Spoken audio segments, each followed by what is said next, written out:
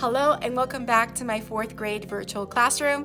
Let's go ahead and see the learning that we have accomplished this week.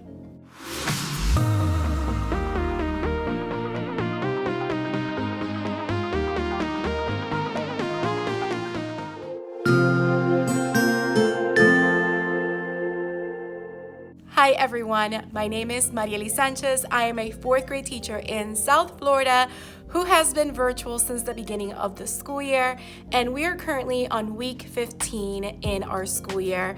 So I was not able to complete last week's vlog. I only vlogged Monday and Wednesday, and I did publish that to the channel, so you can see that video, which comes right before this one. And I wasn't able to vlog for Thursday and Friday of last week. We just ended up finishing up our lessons. It was a non-stop teaching day, and also it was kind of overwhelming for me. I'm not gonna lie. Sometimes in my videos you may think that I have it all together, but I don't.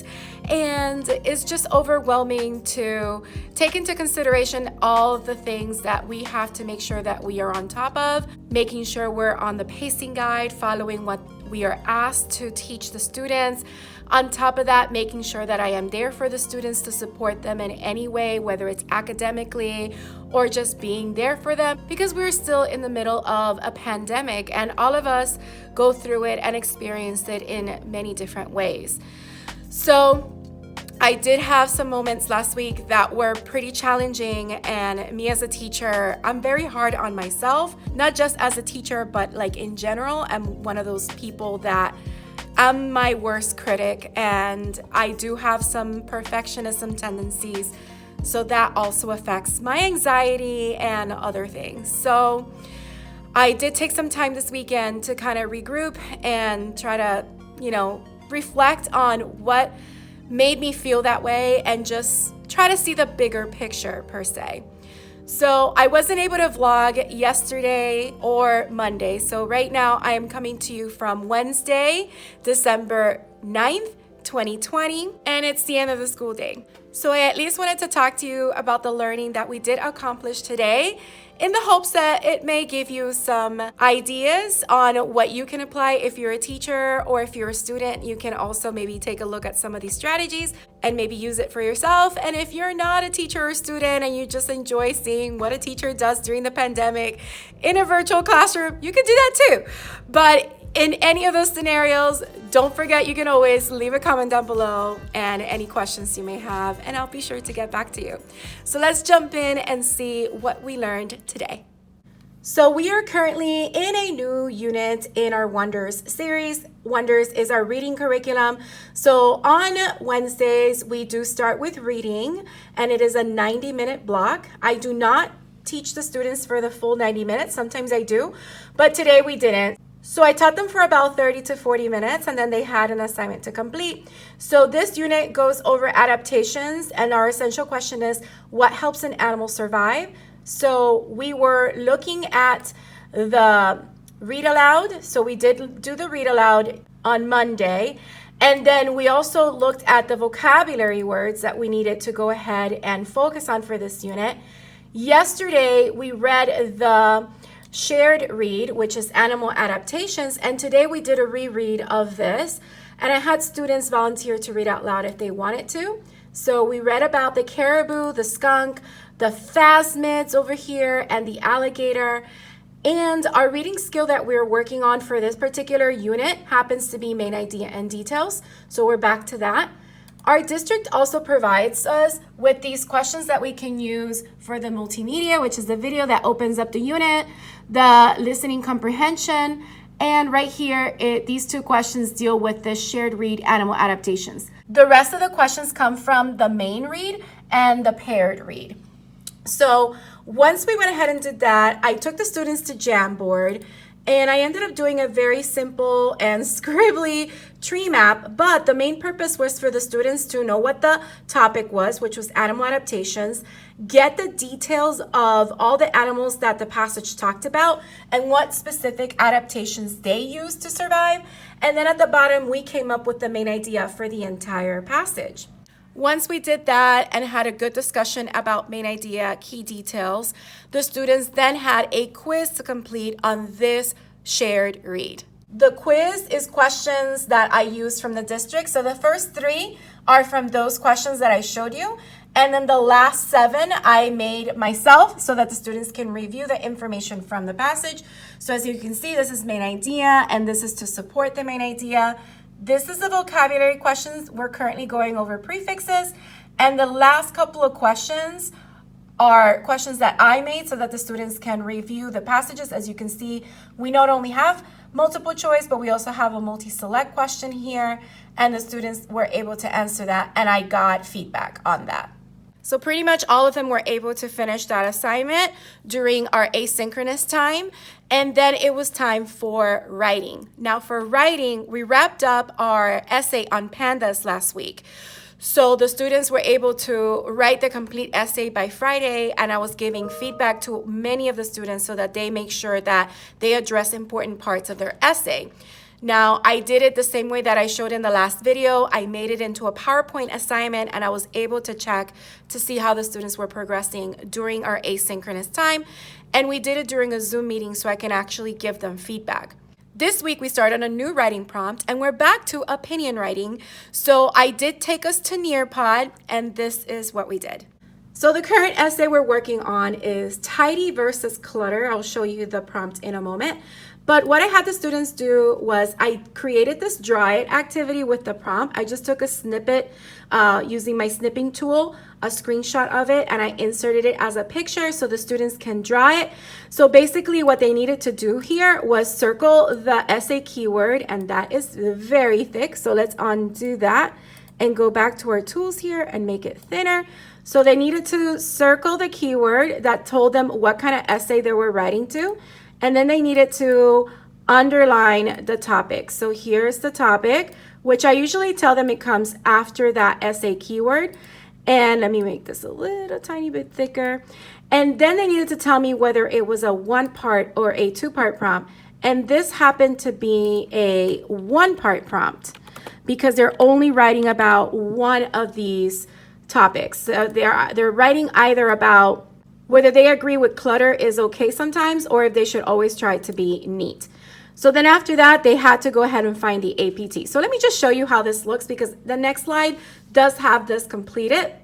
So the APT stands for Audience Purpose Task. So over here you can see audience. If they don't tell you who you're writing to, automatically as the teacher, because we need to know who our audience is so we know what kind of writing we're producing.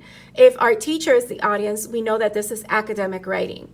The purpose is connected to my essay keyword, which is give my opinion, and the task is connected to what I underline, which is the topic.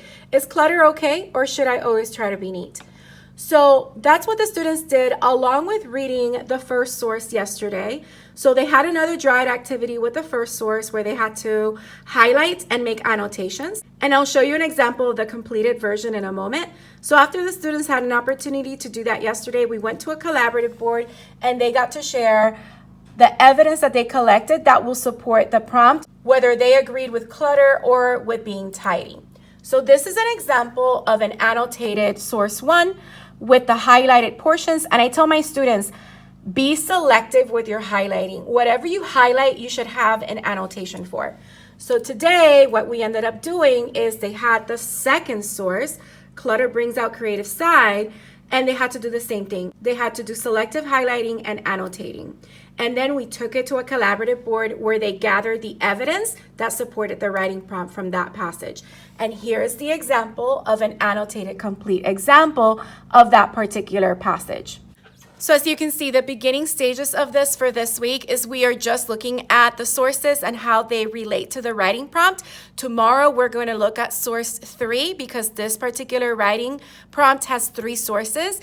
And then by Friday, we will start to gather all of that evidence and bucket it so that next week the students are ready to start writing the introduction, body, and conclusion paragraphs. So that is where we are in writing right now.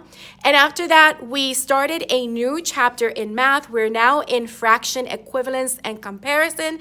So yesterday and today, we were just looking at equivalent fractions. Tomorrow, we're going to look at simplest form, and then the students are going to take the mid-chapter checkpoint. So I'm trying to catch up to the pacing guide slowly but surely. And the students did take their Chapter 5 test on Monday for factors and multiples, and they did pretty well. So I'm very, very happy and proud of them. As a class, we got an 81%. So that helps me understand that they got it, and they can use those skills to help them with equivalent fractions in this new chapter. And then in science, we ended the day with science, at least to introduce the lesson. We started with a new chapter on energy and motion, which is great because it piggybacks on the other unit that we did before on forces and motion. So the students today looked at types of energy, so kinetic versus potential energy. And I showed them a video from dominoes falling last school year that I recorded in slow motion. I may be able to insert a clip of it right here so you can kind of see what it was. And they absolutely love seeing how energy is transferred from potential to kinetic and to sound energy as well. As the dominoes started falling down, they make sound. So that also transfers to that. And they'll have an assignment that they'll start working on tomorrow on designing a car so that it uses energy efficiently. So that'll be interesting. So that's where we are right now. And this week is also Hour of Code week. I haven't been able to have them practice coding yet, but I hope to have some time tomorrow and Friday. So that is the gist of what we did today, Wednesday. I hopefully will see you tomorrow, Thursday. Hello, everyone. It's actually now December 11, 2020. Didn't have much to vlog about yesterday. It was just a continuation of a lot of the lessons that I already went over from Wednesday. So today, Friday, we started with science, and I had the students focus on a Nearpod lesson on forces and motion, which dealt with a tug of war. So let me give you a preview of that right now. This is a Nearpod lesson that I found with a PhET simulation, which was perfect. And it gives you little teacher background and preparation slides here so you can go over it on your own. And then it gives you the learning objectives so that you can go over that with your students. We went over what we were going to do in today's lesson, and we started making observations by looking at a video of a school playing tug of war.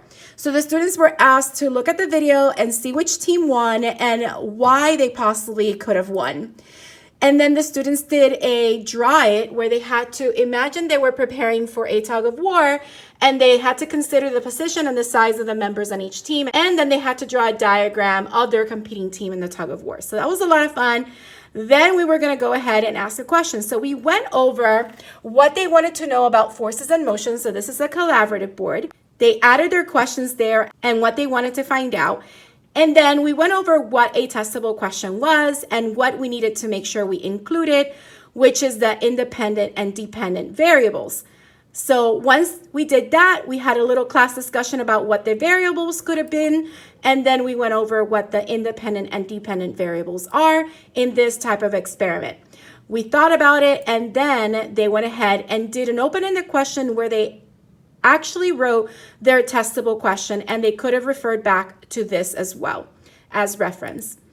So we pretty much finished there, and next week we're going to pick it up and have them write their hypothesis on what they think their experiment is going to yield based on the question that they asked, and then they can go ahead and type up their hypothesis right here. And then they can design their experiment, and it includes a little bit about what the experiment is going to look like. So they're actually going to choose the size of their participants and the position that they're going to put them in the tug of war, and then they can run the simulation and see how it affects it. So it's going to be very exciting. And they were so happy to do this, and they couldn't wait to do the simulation, but we ran out of time. So I told them definitely next week. So then it was time for math. And basically we just reviewed simplest form, which we started with yesterday.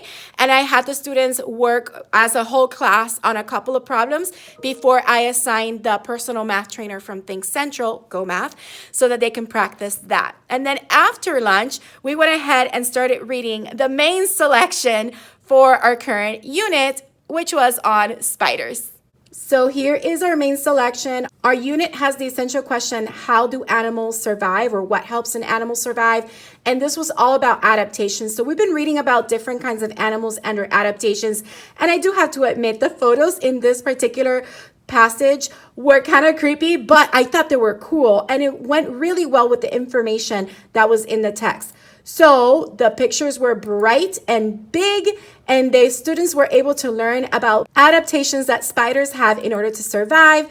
And they also learned some pretty cool facts that they didn't know about spiders before. So that was our main selection. We did read about the author who took the photos himself. We summarized the text and worked on some of these questions as well. We had some pretty good discussions, and on Monday the students will take the selection test for this, and then next week we'll continue reading the paired selection, which is on Anansi the spider, and it's a great selection for them to compare to this selection, which is expository text on spiders.